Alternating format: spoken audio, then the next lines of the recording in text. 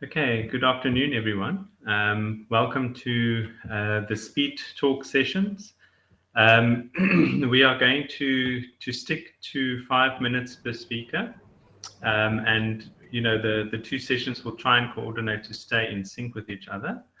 I will come onto the screen when there's 1 minute left, but the speakers should ideally try to stick to their 3 minute time slots.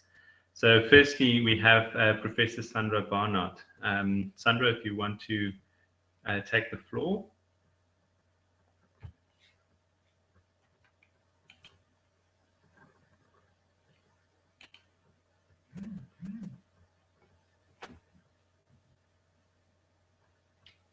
Sandra, are you there?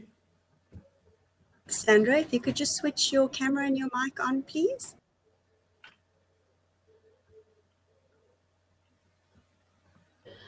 I'm going to share my screen with us all.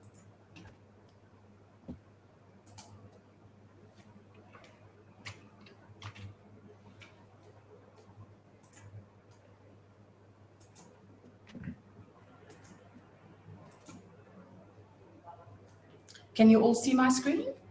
Yes, and okay. We can hear you. You can go ahead. Let me jump in. On behalf of all my co-workers, I would like to present this talk on the impact of the flow conditions and the impact of flow conditions on the dynamics of phytoplankton groups in the SAAB River. Let me just go to the next slide. I'm sorry, it doesn't want to move on. Share then, Sandra. Can you hear me?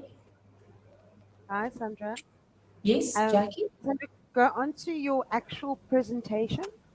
And if it still doesn't go on, then just drop your share and there we go, it's going. There we go. Thank you very much. You're welcome. So we had 8 sampling sites in the SAAB River that started from above SAAB town and went downstream all the way up to site 8, 5 kilometers from the Mozambican border. There were 3 gorge stations from Department of Water Affairs, and that is where we got the flow from, and the flow was measured in cubic meters per second. And we saw then that during 2016, there was significantly lower flow than during 2017. The first thing that we looked at was the chlorophyll A concentrations. There was a marked decrease in chlorophyll A concentrations from 2016 when we had low flows to 2017, except in site 8. And site 8 is located in the lower reaches of the SAAB River, where the flow were much slower. And then we also see a difference in the phytoplankton. When we look at the phytoplankton groups, we could see that 2017, with higher flow conditions, we saw a lot more diversity, or not a lot more, but a few more taxa added to the diversity, especially in that of the chlorophyceae. The bacillariophyceae, the diatoms, they were in both years the most abundant group. There were several taxa that occurred only during 2016. These taxa usually represented filamentous taxa, such as Glycerama and Spirulina. And these taxa also indicated that they could grow in more mesotrophic and eutrophic waters, such as Seat Anabena and Snowella, and that some of these taxa was also more resistant to pollutants, such as Clostridium and Ficus. When we look at the taxa that occurred only during 2017, we could see they were more smaller taxa with single cells like Cleocapsa and Cinecocystis. They were also able to flourish in lower nutrient waters, more oligotrophic waters, such as Frustulia and Pinnallaria. And then we could also see that they could resist high flow and disturbance, such as Ulthrix and Ursulinia. Now, we saw that increase in chlorophyll A, and that usually means that it is also responsive to nutrients, and that is an indicator of a decrease in nutrients such as the nitrogens and the phosphorus nutrients, and we particularly saw then also a decrease in phosphates and ammonia. Then you usually get organisms that can fix nitrogen, such as Cylindrospermopsis, that occurred only in 2017, but is not single-celled though, but is filamentous, but could produce or could fix nitrogen by itself. All right, so in the end, I spoke very quickly. I was quite afraid of my time. So thanks, Sandra. That was great. We have a minute or so left for questions. I don't see anything in.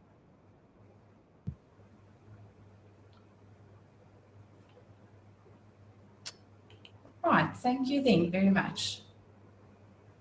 Great. Excellent. Thanks, Sandra.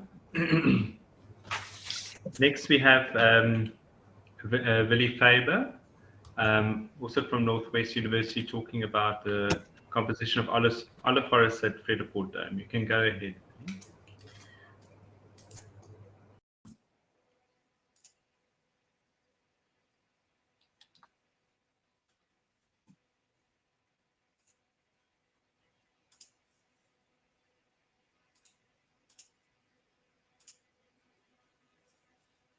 Good afternoon, everyone. Can you guys see my screen? And we can hear you. Go ahead. Good afternoon, everyone, and welcome to my presentation on the effect of geology on the tree species decomposition of the olive forest in the Vredefort Dome.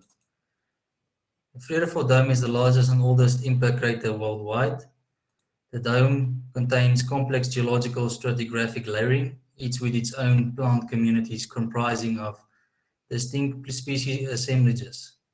Although wild olive forests are common on southern aspects of the Vredefort Dome, limited geobotanical studies have been conducted to determine whether geology and associated mineral composition influences their plant diversity.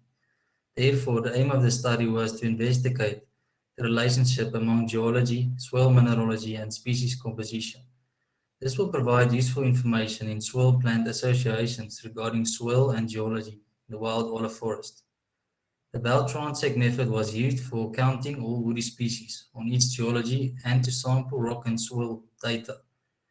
The Permanova soil geology results of the floristic data indicated that the wild olive forest had 3 distinct species assemblages, which were linked to the underlying geology. Soil variables influenced the indicator species for each geological substrate, such as Sisyphus micronata in the arcing granite and Orange Grove quartzite-derived soils, and correlated with potassium. Olea europea subspecies africana and Grevia occidentalis assembled on the epidiorite-derived soils and correlated strongly with calcium. Grevia flava assembled on the Parktown quartzite and banded ironstone formation derived soils and correlated with phosphorus. Thus, a clear relationship was observed between the soil and the associated species composition of the different geological units in the wild olive forest. This study provides the first assessment of soil-plant associations in this economically important wild olive forest, and practices provide valuable baseline information for future monitoring and restoration. Thank you for listening. You guys have any questions? Are there any questions? I don't see anything in the chat. In the meantime, could you maybe just elaborate how you see your data being used? Could you give an example of where this would be relevant? Yes, it will be relevant in a lot of the agricultural sectors in around Northwest, and in biomes that have the same vegetation growth, and it will help with the management of the land, because we know Northwest is experiencing land degradation, and it's getting more desertation. It's getting more desert here as well. So These things will help the farmers to utilize the pastures and also help the livestock stay of high quality and stay in good shape. Yes. Excellent. Great. Okay, I still don't see anything in the chat. So then thank you very much, Billy. Thank you very much. I appreciate it.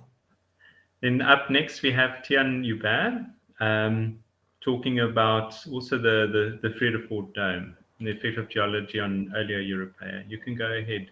Yes, can everybody hear me? You can share your presentation.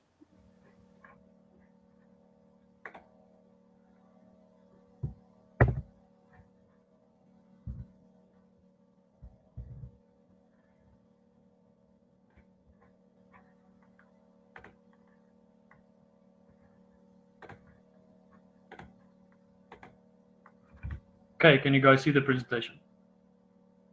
Go ahead.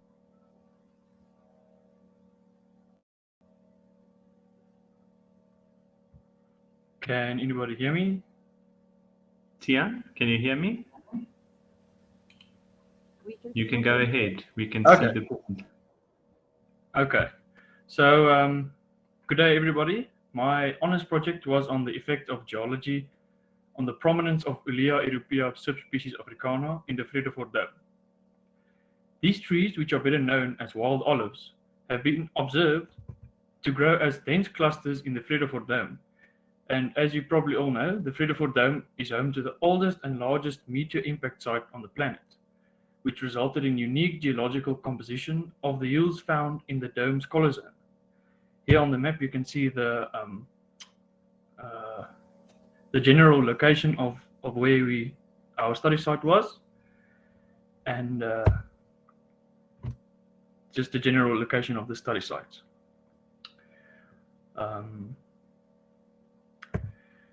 So the hills contained epidiorite, granite, and quartzite as the different geologic units, and the goal was to determine whether wild olive trees thrived on any one of these specific geological units, and this was done by measuring the stems, the abundance of the trees on each geological unit, and measuring the stem circumference on each geological unit.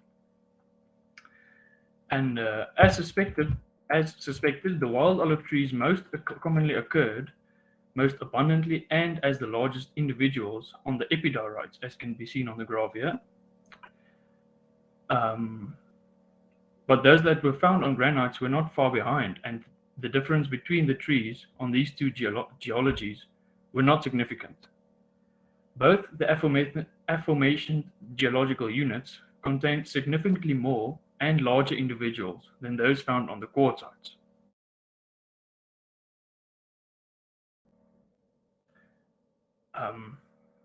Concluded that the trees that are favored by the properties of the soil that is derived from epidiorite and closely followed by soils that are derived from granite, and that soil originating from quartzite does not favor wild olive trees at all. Epidioritic and granitic soils were found to contain higher calcium levels than the quartzitic soils, which is suspected to be the main reason behind the poor performance of the trees on the quartzite. The slightly better performance of trees on the epidiorite compared to granite is most probably owed to the high levels of strontium that is found in granitic soil, resulting in stunted growth of wild olive trees. To better understand the difference in wild olive performance on epidiorite and granite, further investigation would however be needed. Possibly a study excluding one of the formations, one conducting more in-depth soil chemical research, or one that includes other factors such as soil physical properties. And that is all.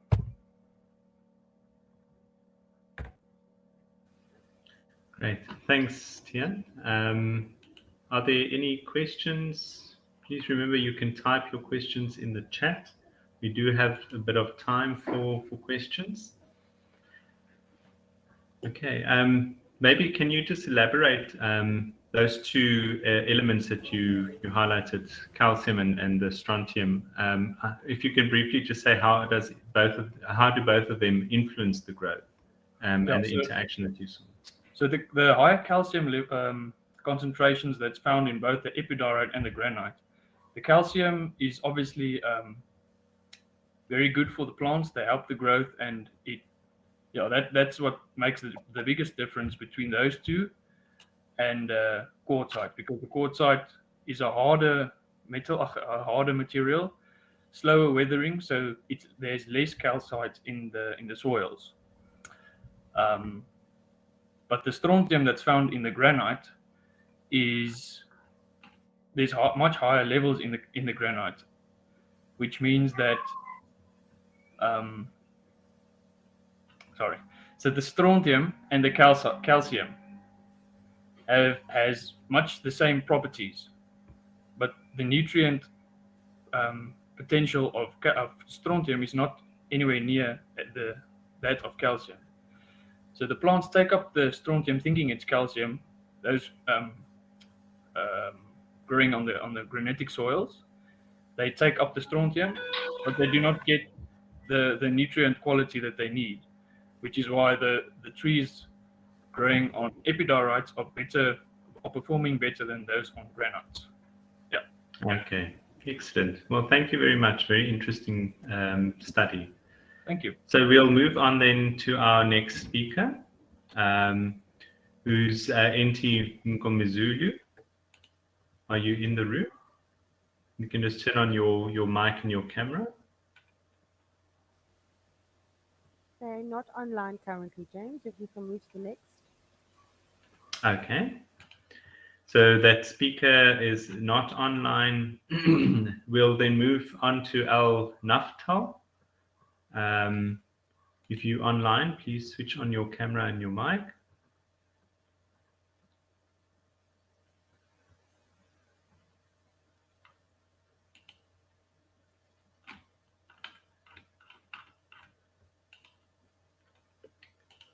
Is Al Naftal online?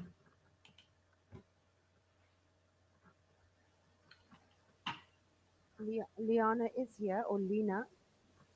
Lena Naftal, if you could activate your camera and your microphone. There we go. Let's do your presentation for us. Can you hear us, Lena? Yes. So you can share your presentation and start with your lecture. Mm-hmm.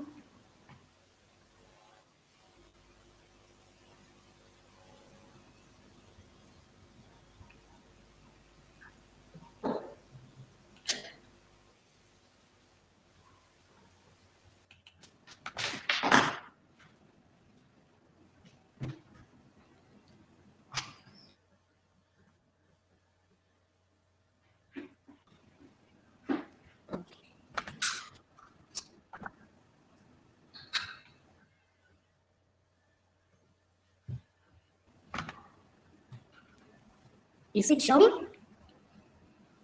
Not yet. So make sure to click on the window and make sure that your presentation is active in presentation mode.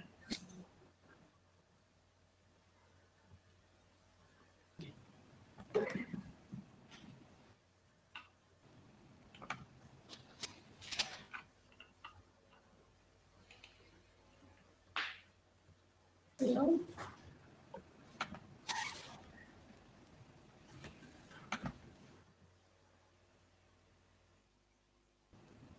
Lena, I suggest that you put your camera off because your connection is a bit slow, I can see, and that might help with the share. Okay.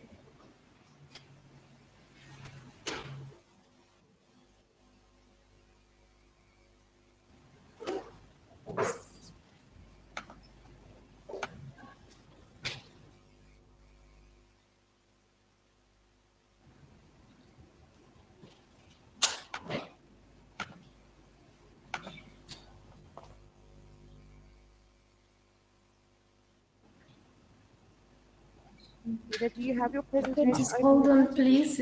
It's a bit. It's still loading on my side.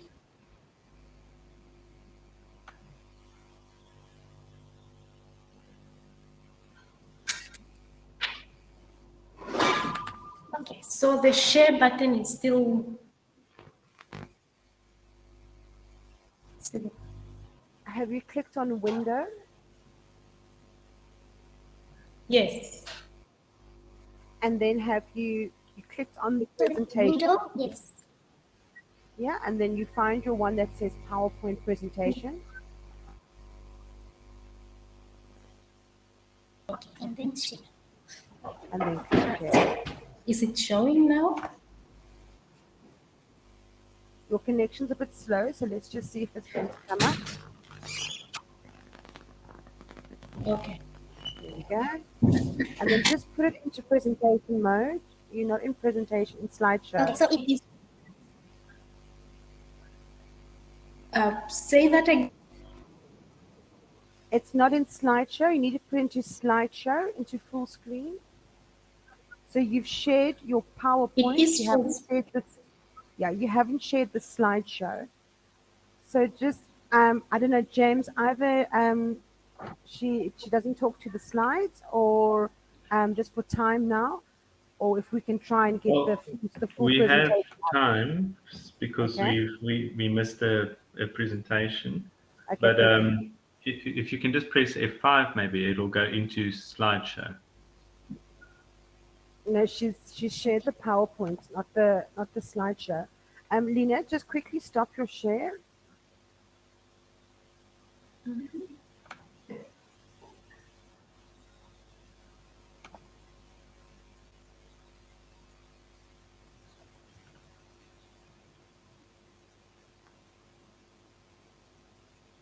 Okay.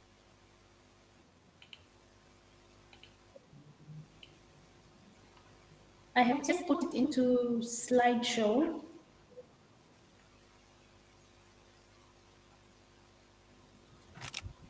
Hello? No, if you could just, if you could stop your share and reshare it.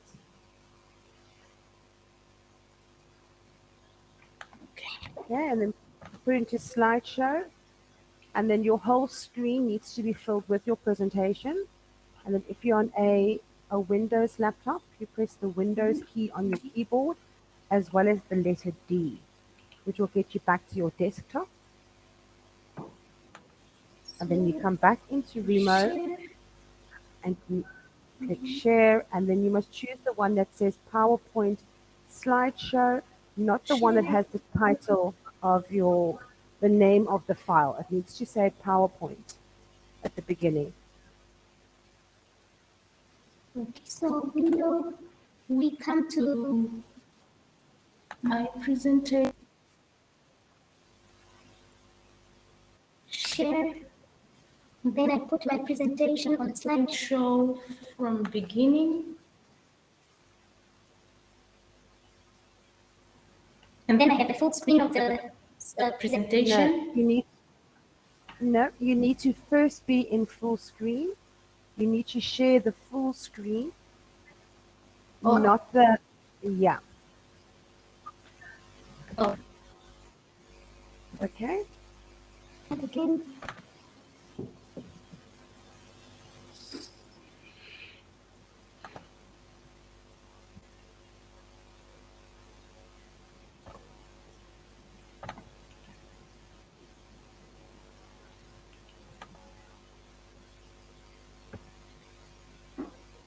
Unfortunately, I don't have a backup to be able to share it for you. James, I'll just take your lead for when you say it's time to move on.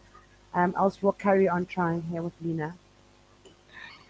Yeah, otherwise we can get back to it at the end. Let's just see if this is successful, this last attempt.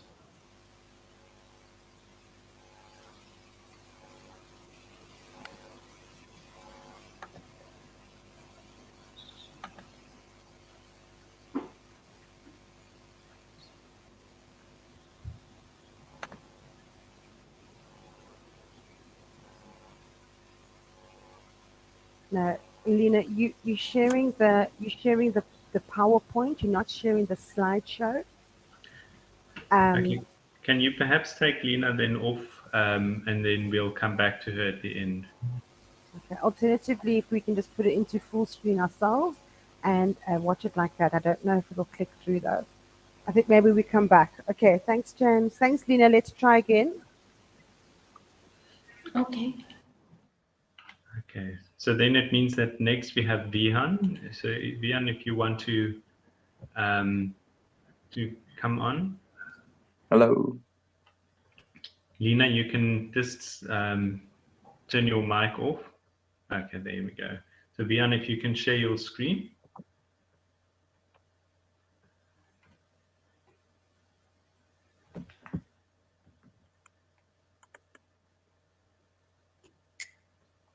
Are you able to see it? Yes, there we go.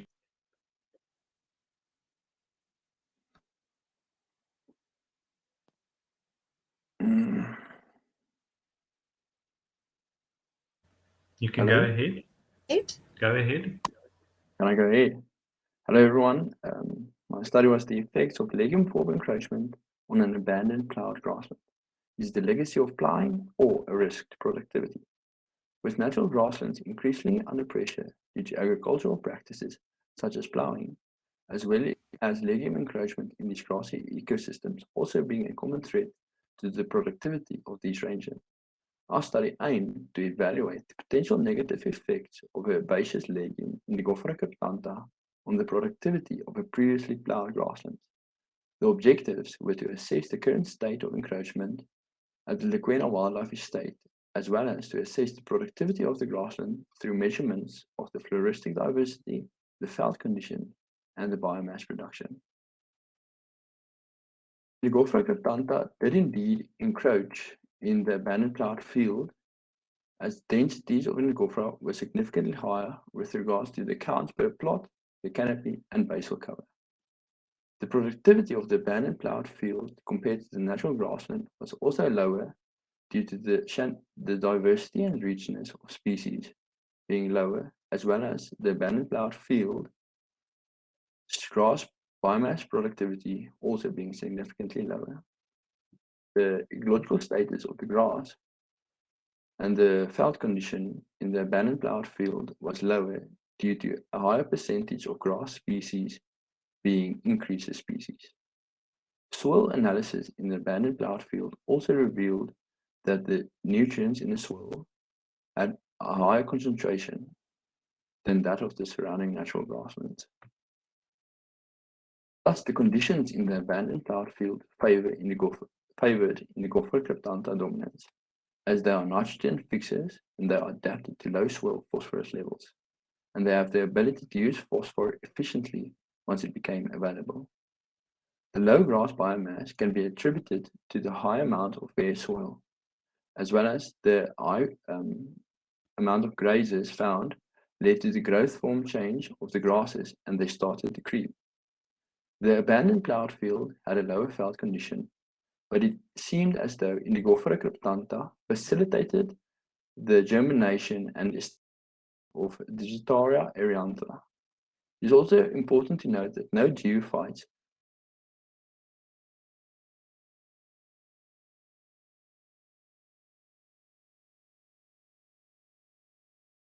field are extremely sensitive to also led to an alternative vegetative state where the native seed banks were destroyed. And it's a tedious process for native species to re-establish themselves in these areas as they have poor seed dispersal strategies. In conclusion, plowing had a significant effect on the integrity of the natural grasslands. There is no clear negative effect of Indigofera cryptanta observed. Indigofera cryptanta may be considered for restoration of degraded grasslands, as it seemed to facilitate the growth of valuable forest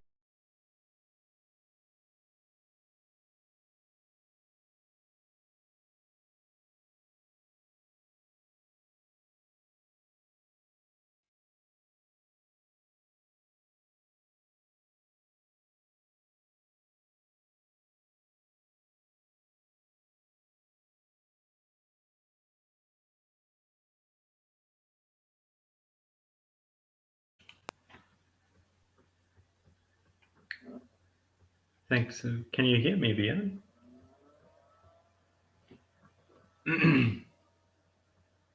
Vian, can you hear me?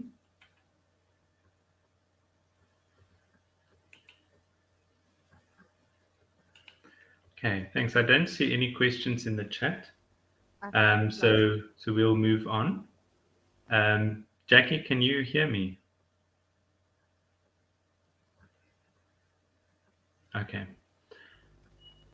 Is it Vian's connection that's slow? Yeah, Vian he's back Okay. again now. Vian, are you back? Can you hear me? Yes, I can hear you. Okay, great.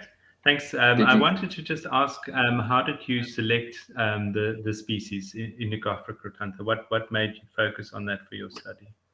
When we came to the site, there was an obvious, you could see that they were much denser. Yeah. Okay, so they were sort of taking over, and that's why you decided to use them then as there were big patches of just lush green Indigoferas everywhere. Okay, excellent. Thanks a lot, Vian. Thanks a lot Great to you, presentation. James. Thank Thanks. you. Have a lovely day. Thanks, you too. Okay, so up next we have Nomkebo. You can go ahead and share your presentation.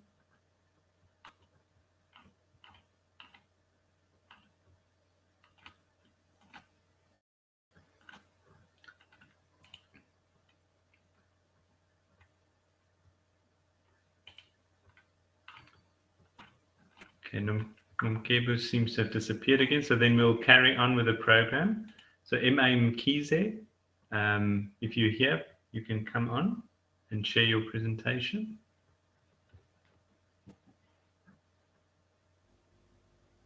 And they're not here, James.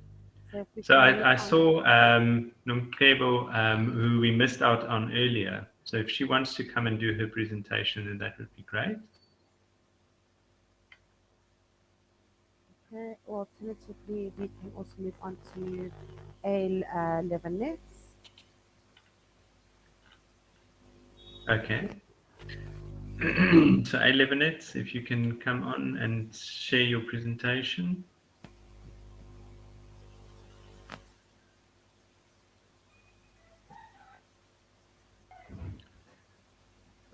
Good afternoon. Hi, Anatoly. Is that how you pronounce your name? Great. Yeah, you can go ahead and share your screen. Okay, I will share my screen just now.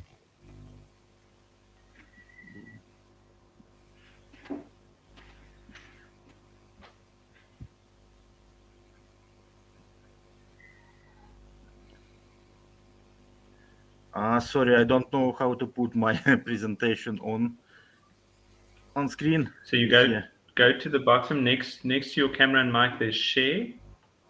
Yes, I'm in here. And you must make sure that your presentation is in presentation mode. You know, in slideshow. Yeah, sorry, I can't see here. Anatoly, is your presentation open in front of you? And it's in slideshow, yes, so it's covering the whole screen. Yes, I have in here. Yeah, so it's covering the whole screen. You can't see us? Right? Okay, share.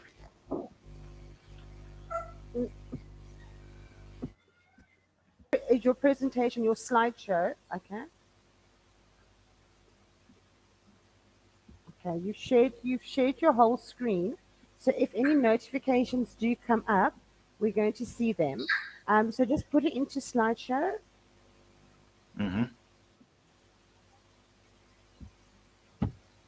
So slideshow and start from the beginning. Alternatively, you can press F5 to start your slides. Okay, and then at the bottom where it says that you're sharing, just click on hide. Not stop, on hide. Not stop, hide, yeah. Perfect. And now click on it, it should go across. There we go. Okay, so you can go back and start from the beginning then. Okay. Good afternoon, ladies and gentlemen.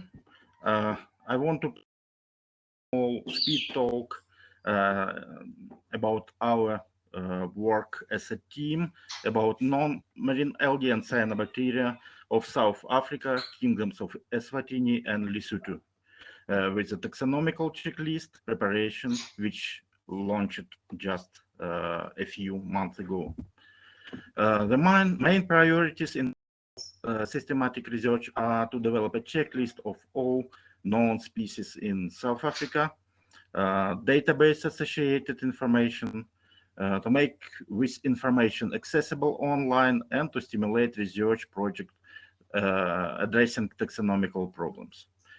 As an initial step, we started preparation of taxonomic checklist of algae and cyanobacteria recorded in freshwater, terrestrial, and aerophytic ecosystems of South Africa, kingdoms of Eswatini and Lesotho. This checklist will include all taxonomical groups known for this area from all known scientific sources since Gottlob Ludwig Rabenhorst published his first work on South African algae in 1955.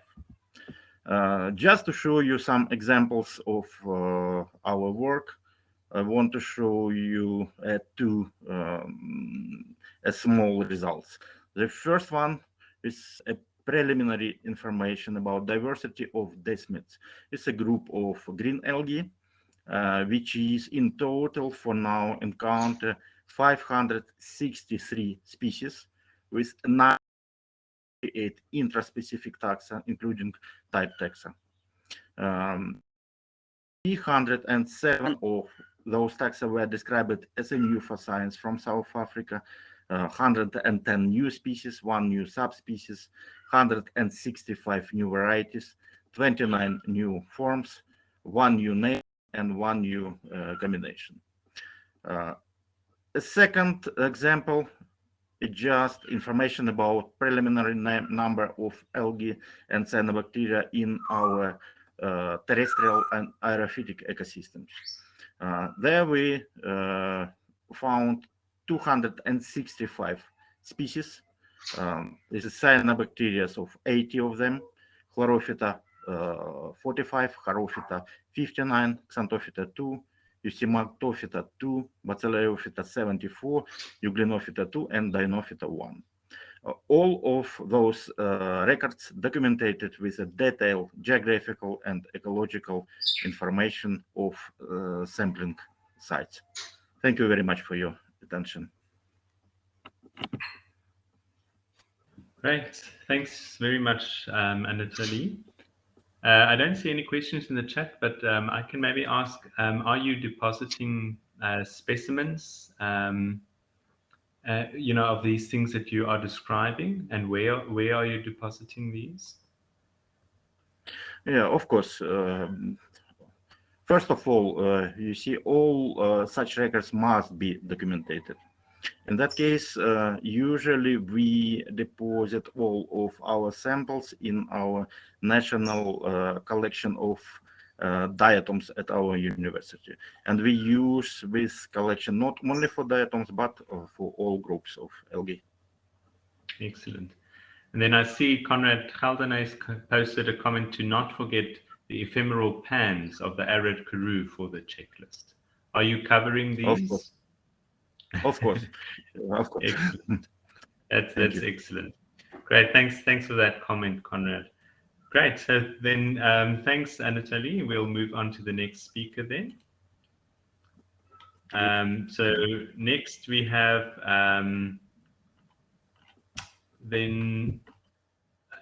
sorry, let me just find my place. Nsitole, if you're present, can you come on?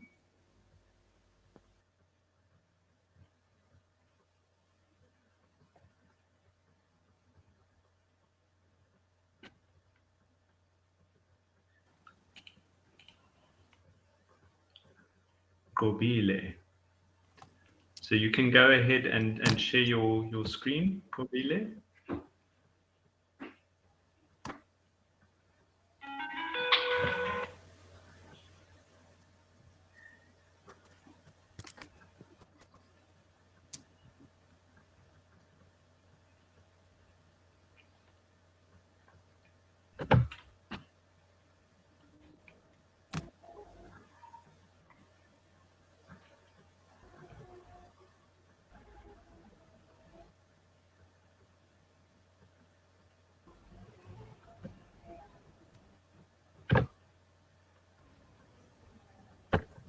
Are you managing to share your screen, Kobile? Are you busy? Is it visible now? No. Because on my side it says it's still sharing, it's still loading. Okay, there we go. It's coming on now. So you must go into slideshow.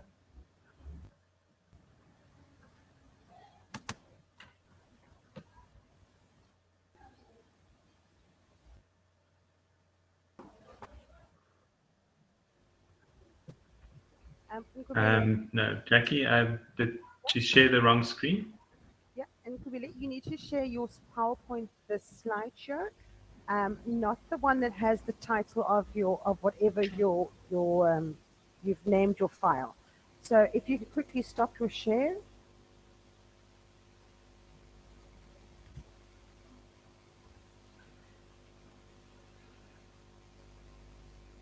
Kubile, can you hear us? Can you hear me?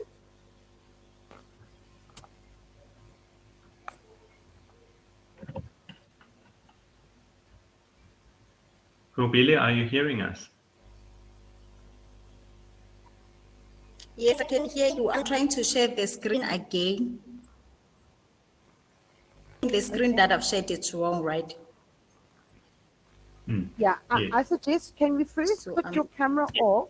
Yes, I'm trying to share your connection the correct one. Your connection is quite bad. So I'm just going to put your camera off for you for help. Okay, so now put your presentation, open it up into slideshow before you select share or anything. So open your PowerPoint presentation and put it into slideshow.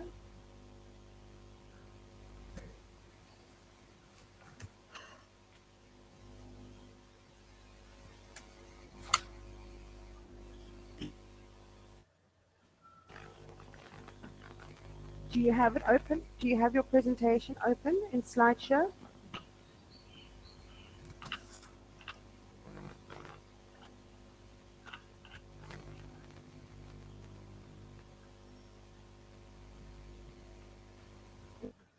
Hear me?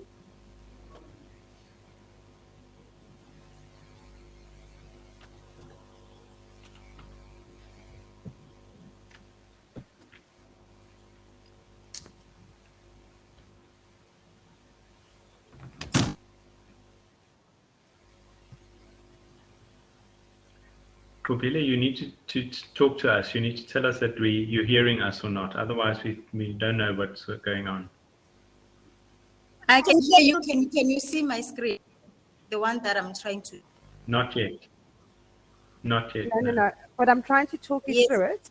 It's So still loading on Windows, so so I'm still trying to do that, but I can. Yeah, so your presentation, your PowerPoint presentation, is it open?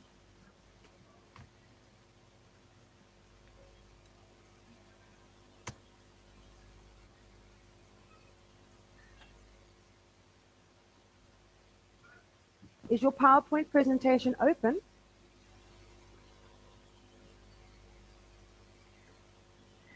Okay, I think she's lost connection. I think she's back.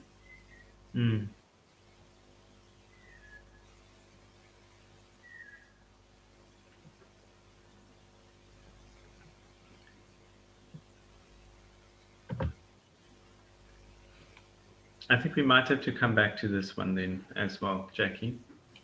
Yeah, I think she's lost connection. But let's In try. the interest of time, we need to move on to the next speaker. Oh my God. Okay, so if SK Jukazi, if you're here, if you can. Okay.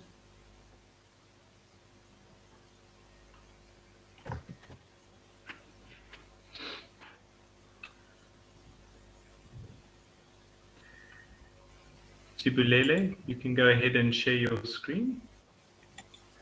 Okay.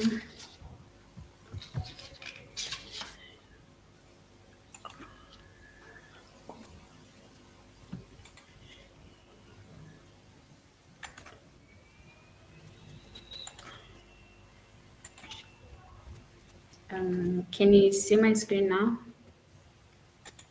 Yes, you can go ahead. Thanks. All right, thank you. Greetings, everyone. I'll be presenting to you taxonomic studies on the genus Dalbergia in Southern Africa. Dalbergia is a genus of trees that belongs to Fabaceae family, subfamily Papilionoideae. Its species are known for timber and nitrogen fixing properties, so they are of high economic and ecological value. These species can be among the most threatened due to illegal logging and timber trade. The genus also has a high variation in morphological characters, causing confusion between species.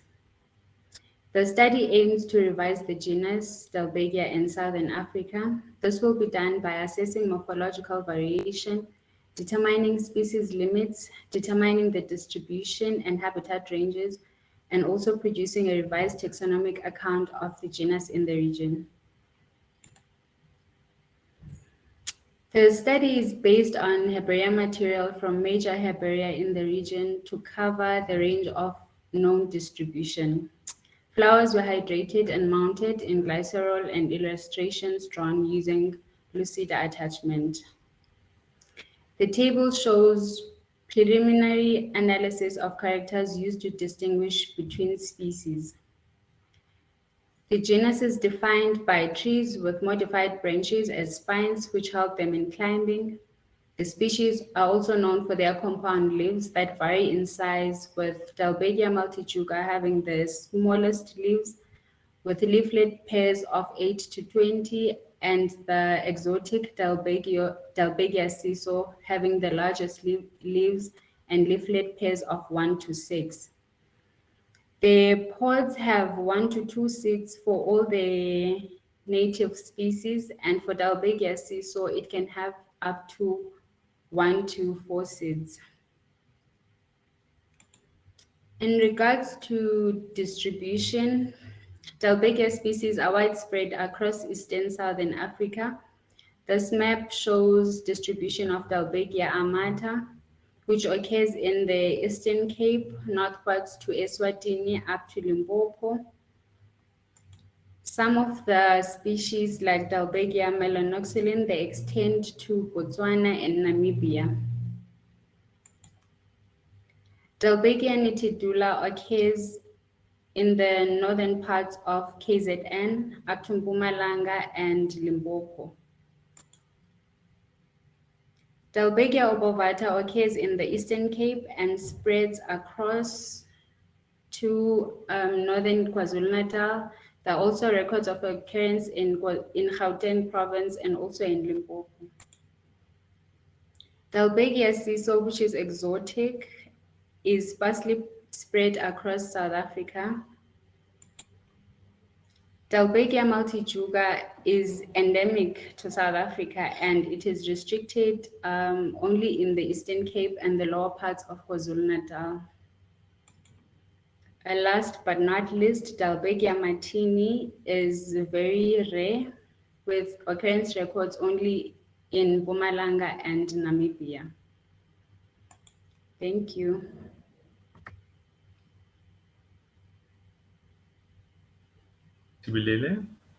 I don't see any questions in the the Q&A yet. So the last taxon that you showed has quite a disjunct distribution between South Africa and Namibia. Do you think, you said it is quite rare, do you think it is rare or just under-collected? I think it is under-collected because I was using obviously herbarium records, and there are no other collections other than those two.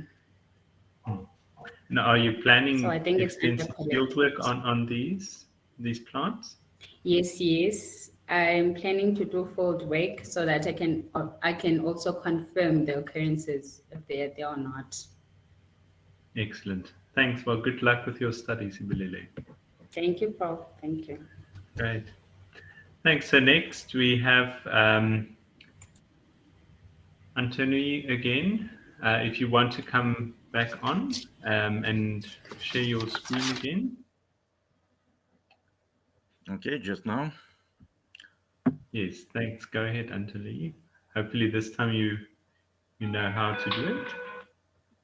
Okay, I'm more familiar at the moment. Can you see my presentation? Not yet. Okay, just 1 second.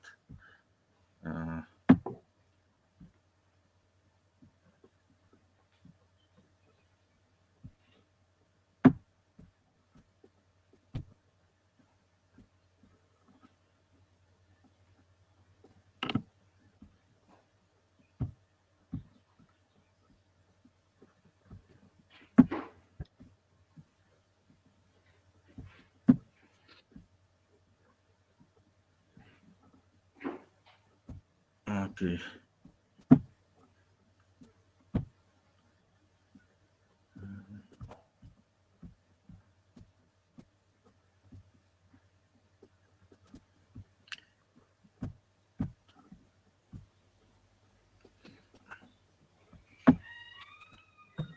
Can you just tell us what you're trying to do, Anatoly? Maybe Jackie can assist. Okay, I will open my presentation now.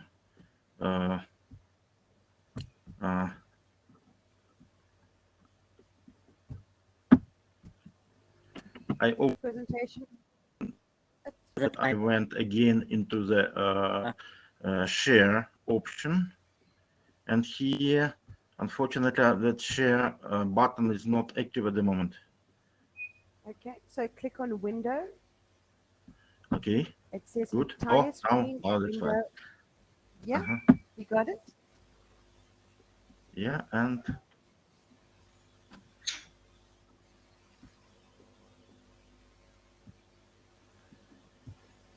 just a reminder that you are sharing your whole screen.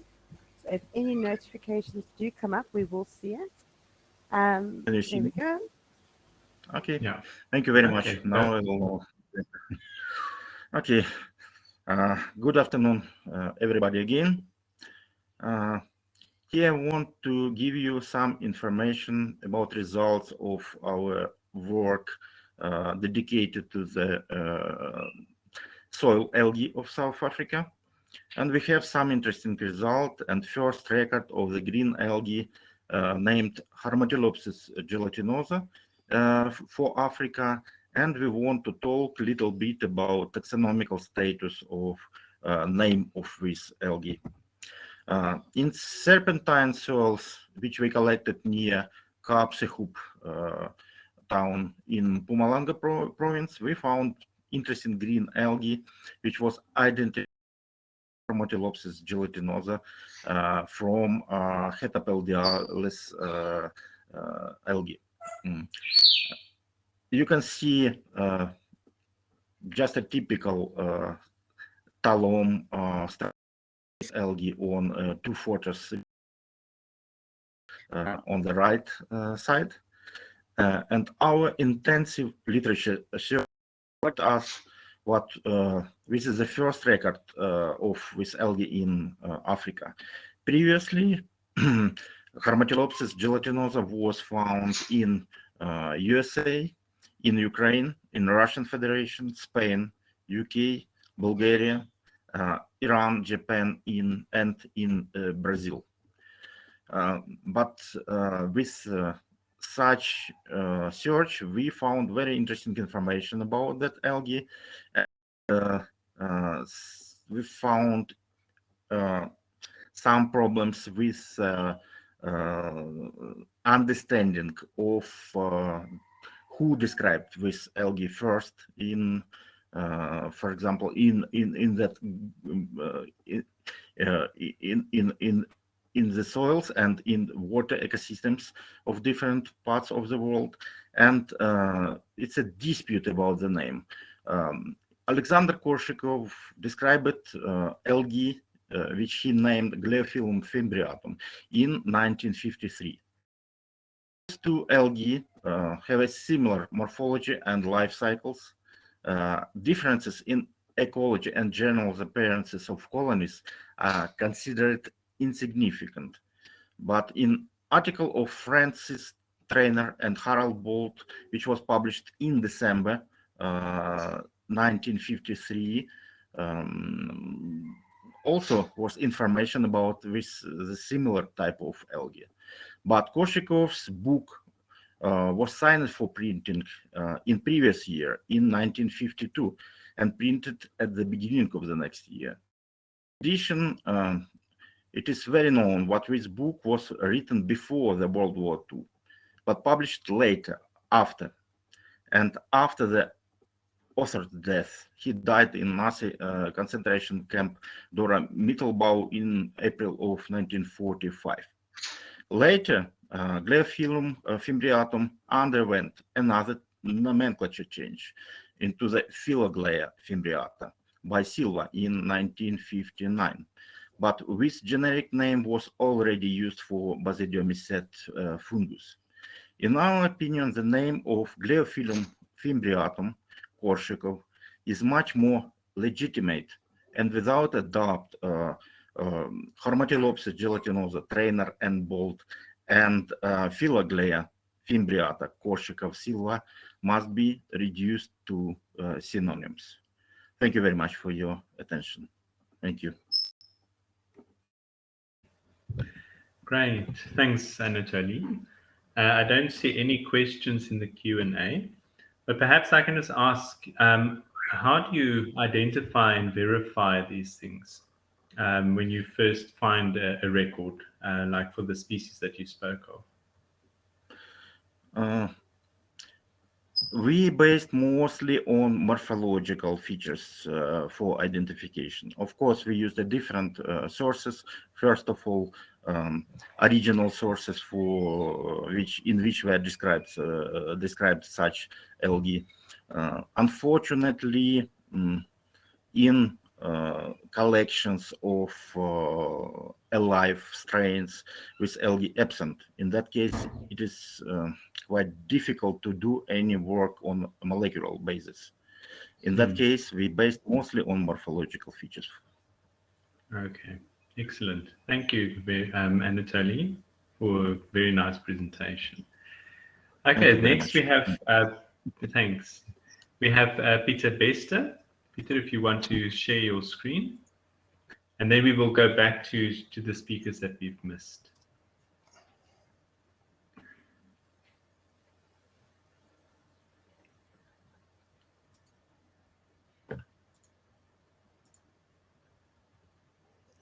Okay, is it sharing?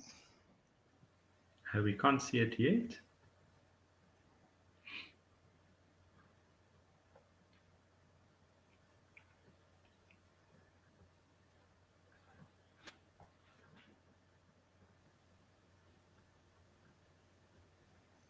Sorry, I just have a blank screen. Okay, Peter, if you can stop your share and we start from the beginning. So if you can open your presentation and put it into full screen, so slideshow.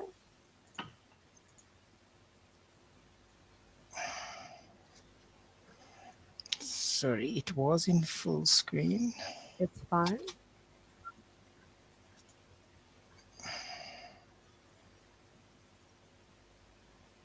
Okay, it says entire screen. I select that one. No. Oh, sorry. No. Okay, my presentation is, yeah. It's in slideshow, so you can't see anything but your presentation in front of you. That's correct. Okay, are you on a Windows computer or are you on a Mac? Yes, Windows. Okay, And so on your keyboard, you'll see there's a Windows key. Window at the D, bottom. yes. So then press the Windows key, hold it in, and press the letter D, and you'll come back Yes, to your desktop. that's correct. Then you open Chrome, Yes. and you come back into Remo, and then you select Share. Oh, sorry. Yeah, sorry, it's still loading. No problem. When you say it's still loading, what's still loading? It shows the screen on the Remo platform with a little dot going around and round. So at the moment you don't see, Remo's not open. No, it is. I can see it now. There we go. You're Yeah, sharing. Well there we done. go. Great, go ahead. Good. Thank you very much. So this talk is actually some advertisement for upcoming publication. So it doesn't move on.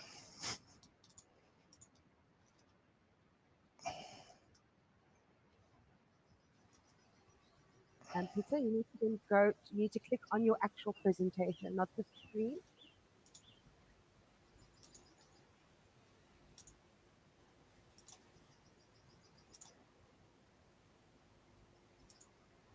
Yes, it doesn't do anything when I click there. Are you clicking on your actual presentation? So you won't be able to see Remo at the moment. You should have your presentation open in front of you. There we go. We can see your mouse moving. Okay, sorry. So yes, so South Africa has got a wealth of field guides covering specific taxa or plant groups.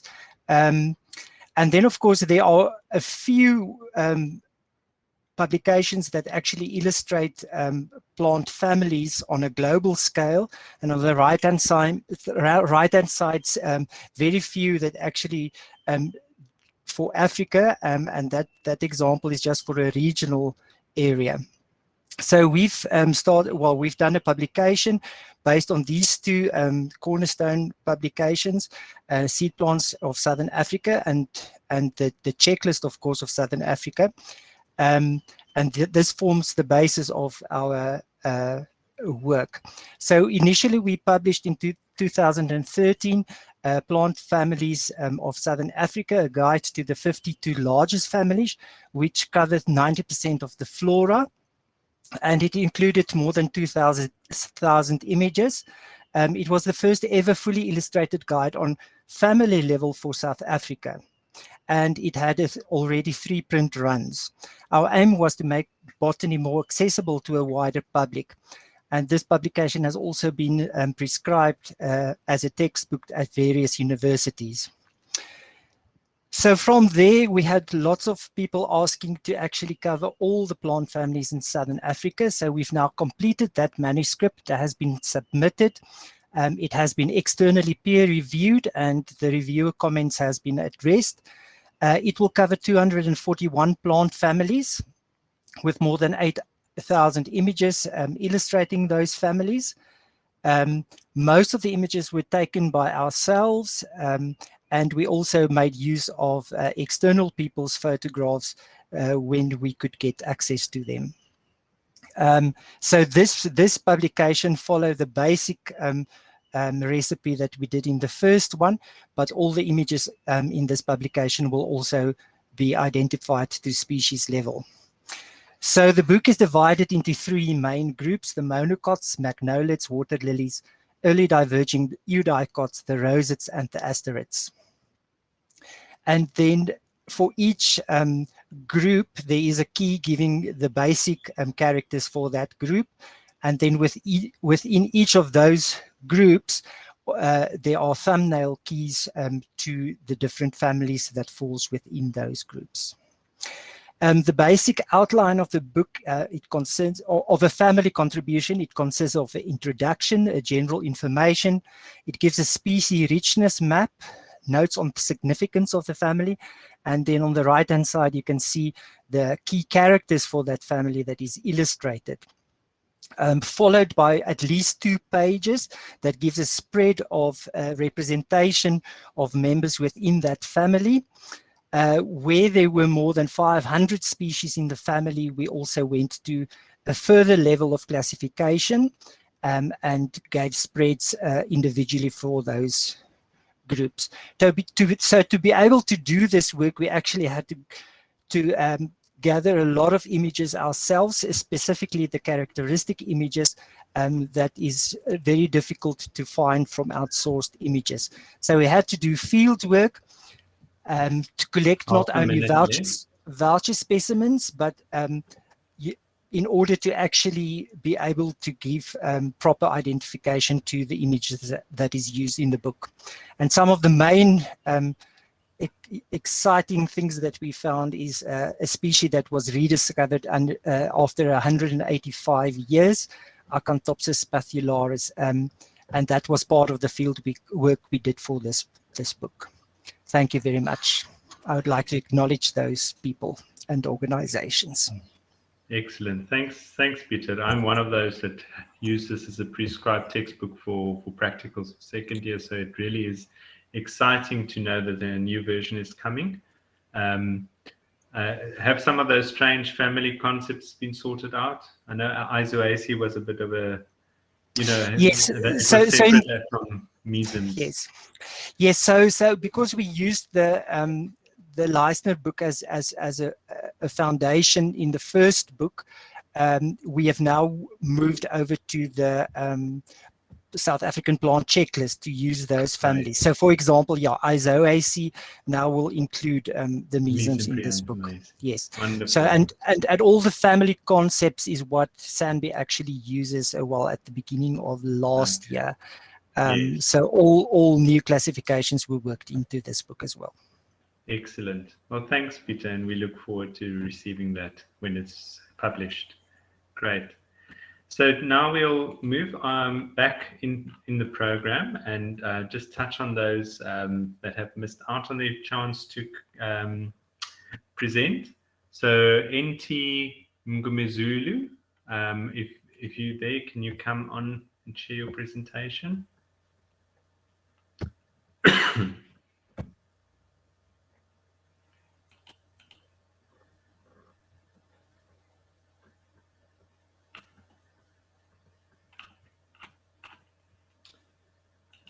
I did see you popping in and out earlier. NT Ngomezulu. Might be pronouncing that incorrectly. Okay, so we'll then move on to Lena Naftal. Lena, do you want to come on and try to share your presentation again?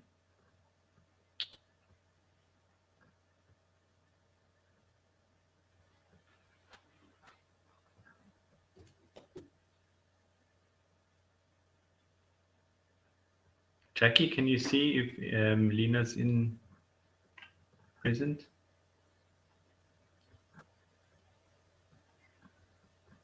She is here. I'm not too sure why she's not activating her camera and microphone.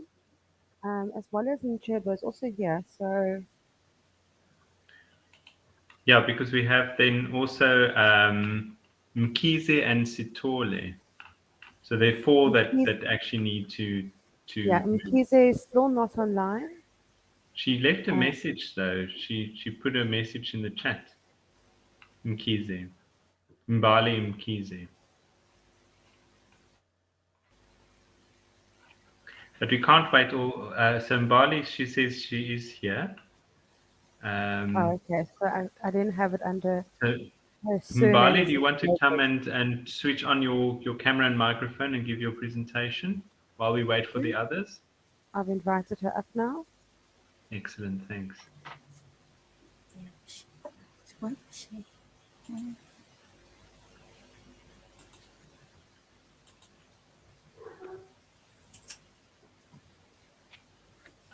Excellent, thanks. Go ahead, Mbali.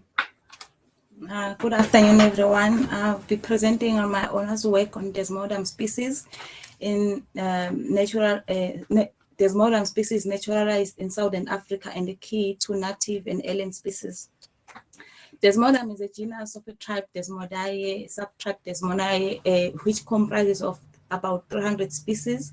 In Southern Africa, the genus Desmodium was last revised in 1988, and only 10 species were recognized. Of these 10, like 8 were indigenous and 2 naturalized. The aims of the study were to develop an identification key for Southern African Desmodium species to assess invasion status for the naturalized species.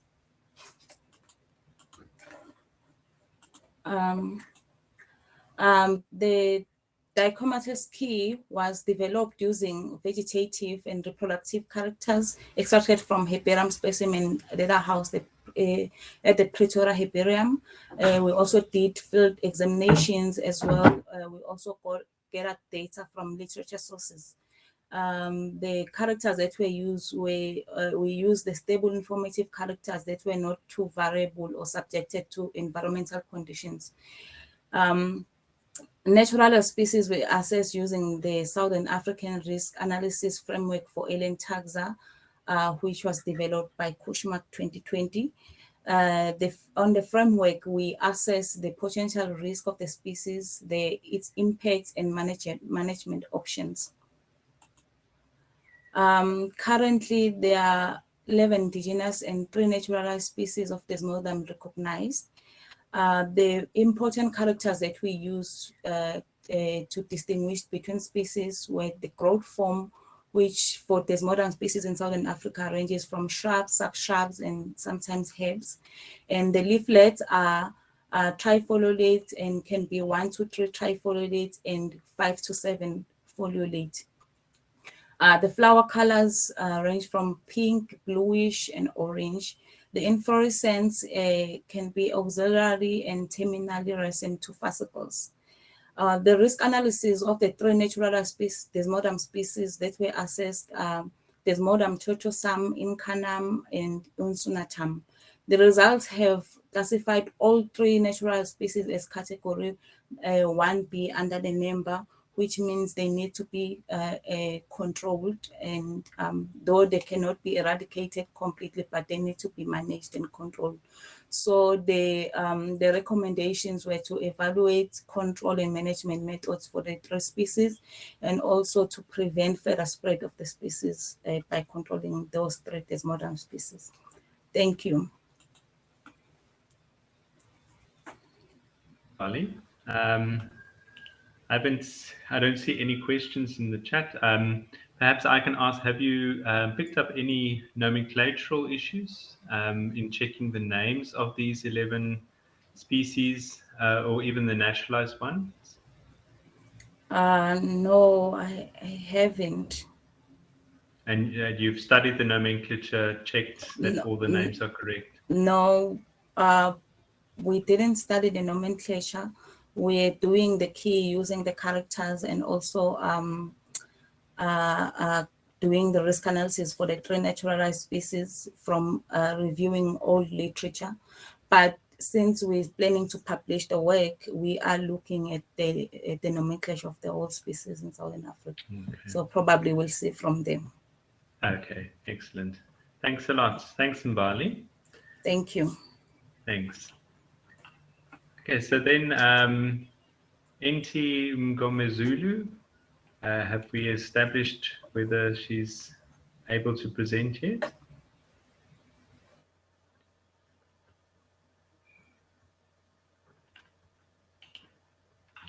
Otherwise, Lena, if you, Lena Naftal, if you're able to switch on your camera and your mic to come and share your screen.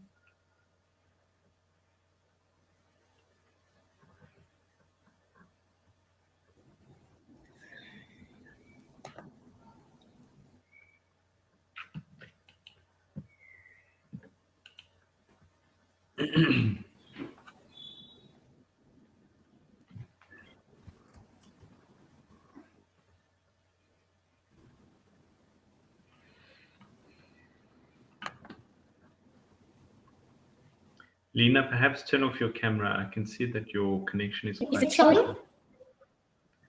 Is it, Not is yet. it okay? Turn off your camera, please.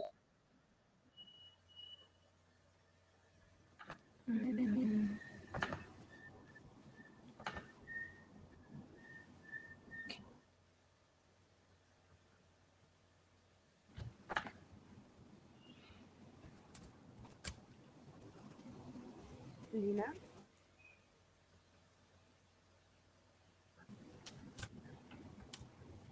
Is it showing?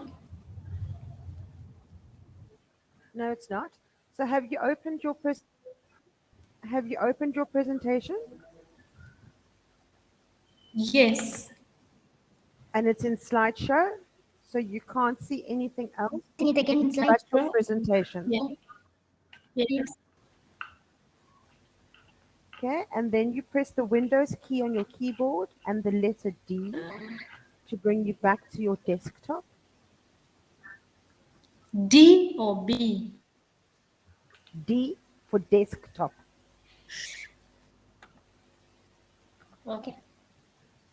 Okay, then you should be able to see your desktop. And then you open up Google Chrome again.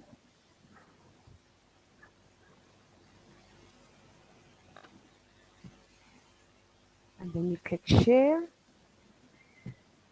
Yeah. Is it showing? Is it showing? No. Have you selected share?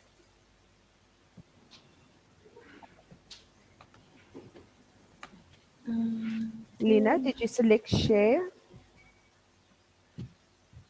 I'm trying to make sure just now.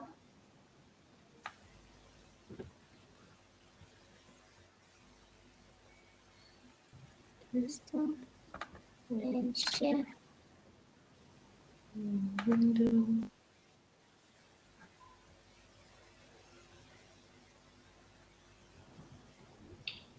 There we go. Well done. Well done. Yeah, it's showing. You can go ahead. Thank you. Hi, everybody. So before that introduction, so did you know this is going to be serious as a result of climate change? This is happening because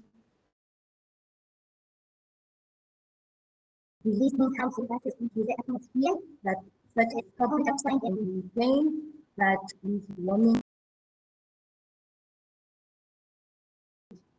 The impact of climate change is the impact of climate change that will be more severe for Namibia because it is the driest country in southern Africa. Average temperature is also predicted to rise up to 2 degrees Celsius by the end of the 20th. The major consequences of this warming will be the increasing temperature and the decreasing rainfall. Affect the distribution, the physiology and phenology of plant species. Rainfall in Namibia Lena, are is you moving on in your slides? Because we can't see your changing slides.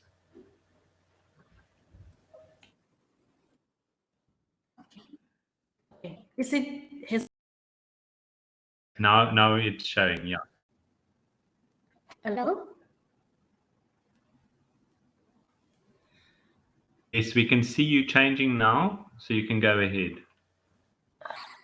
Can anybody hear me?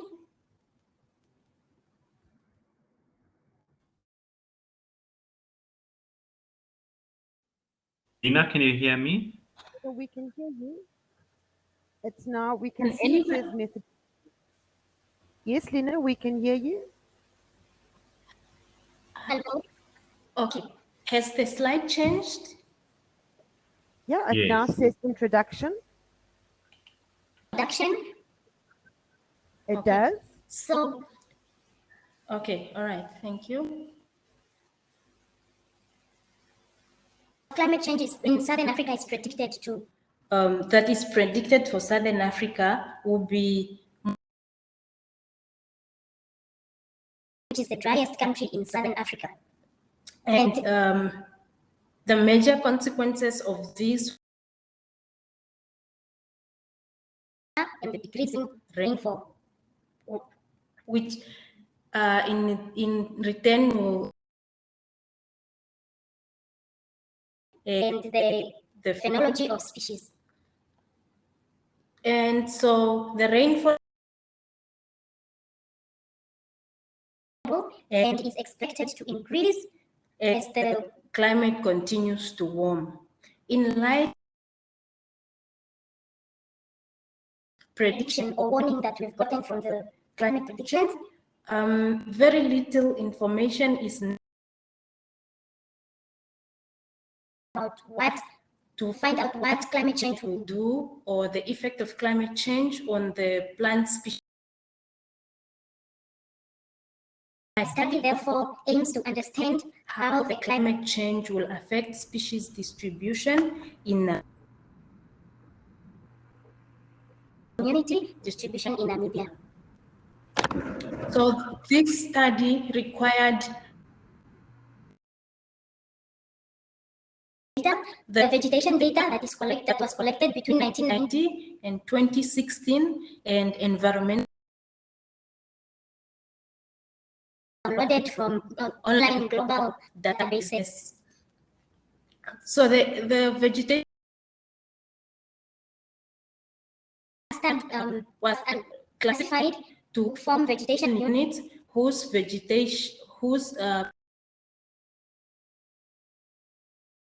distribution is to be predicted. So the vegetation unit in the environmental data was training data in order to fit and evaluate the random forest model. The variables that are most distribution of vegetation to the vegetation species, vegetation units were the variable importance in random forest. These variables' future prediction were downloaded for two emission scenarios of intermediate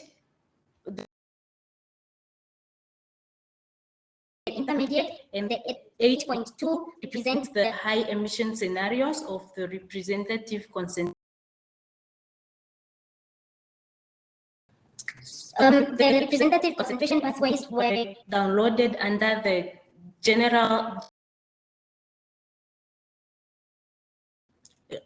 generalized linear model of the developed by the Hadley Center, the UK Hadley.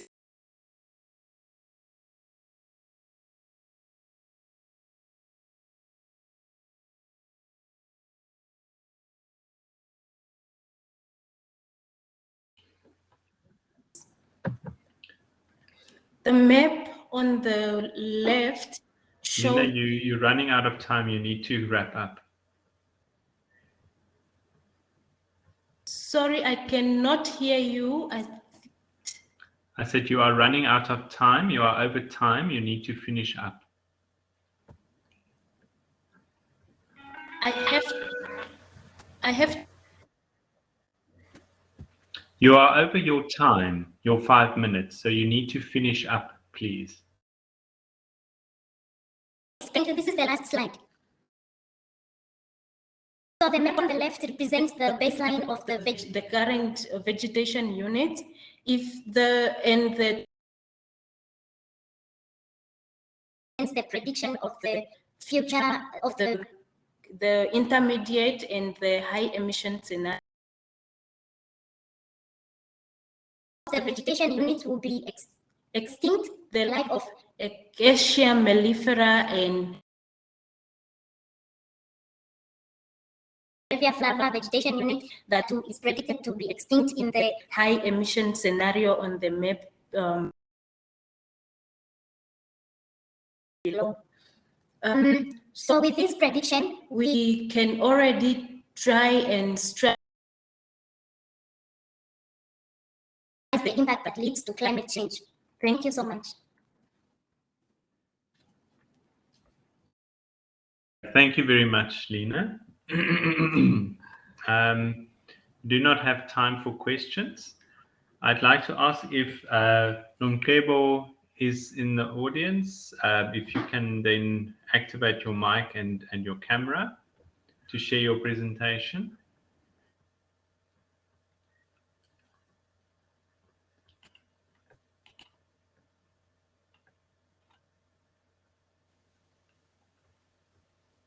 She was, and I see she's just dropped off. Okay, so then we have no choice but to move on and then give Nsitole has also is then the unfortunately last speaker. Is she not here? Also lost connection. So that's everybody. Okay. So it's unfortunate that these students did not get the chance to speak, but thank you very much to those who did speak. You really kept well to time. It's always difficult cramming a whole bunch of work into a 5-minute talk. So well done to all of you. And thank you everyone for sticking around for this last session of the day. I hope you have a great evening and see you bright and bushy-tailed tomorrow for the continuation of the conference. Thank you very, very much, everyone. Thank you very much, Prof. I think as we wrap up our day, our second day of the conference, I would like again to thank all the presenters, starting with the plenary speaker and all the breakaway session speakers who have been keeping us occupied in learning for the whole day. I think you presented very interesting talks, which were also diverse in nature and showing that the material was relevant to the conference and also the nature of research that we are undertaking. I also would like to thank all the listeners. I think they were also keeping us entertained as well with the nice questions and also comments to our speakers, which is quite nice. I also would like to thank the panel session chairs, Professor Malan, Professor Payne, Professor Rem, Professor Bana, Professor Botwright, and Professor McGee for running the panel sessions for us today. I realized that I think the first two were flowing smoothly. We only had challenges, I think, with our speed talks, which I think I realized that mostly it was network connectivity. And also, I think a number of our presenters didn't attend the dry run, which I think they were now spending time trying to learn on how to put their presentations. I see one is already about to come when I'm rounding up. At the same time, I also would like to thank the organizing committee for preparing everything for us today. I think it was wonderful. Even from yesterday, it was good. So I hope it will be the same as we go up to the end of the conference. And also, I would like to thank the technical team. I think they were helping us to move around where there are challenges to keep us back on track, which I think it kept our day smooth and nice. Before we close, I have a small announcement. I have been informed that the photo competition has now been reactivated. So all those who want to participate in the competition should now upload their photos starting from now until tomorrow, because they were closing tomorrow for the uploading, so that we give the audience enough time to see the photos, view them, and also make a voting, so that by Friday we can announce the winners. Otherwise, I wish you a nice evening and a good night, so that we rest and we meet again tomorrow. We meet at 9 o'clock as usual. Thank you very much, and bye-bye.